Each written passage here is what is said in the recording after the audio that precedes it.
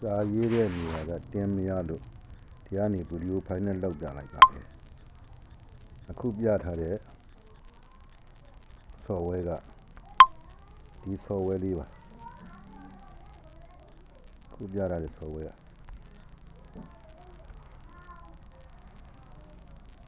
ဒီ software လေးပါ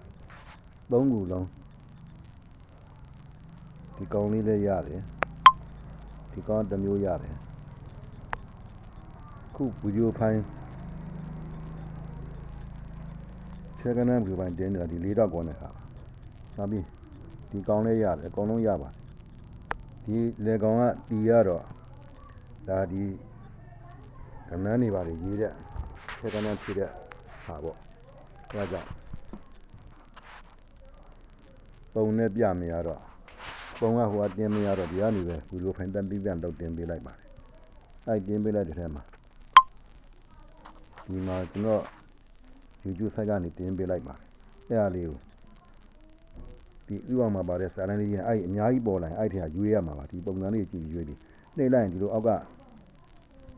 စာရေးတဲ့ဘောပင်စတိုင်လေးတွေပါမှအဲ့ရမှာဒေါင်းတော့ဆွဲယူရမှာပါဒီဒါလေးကတော့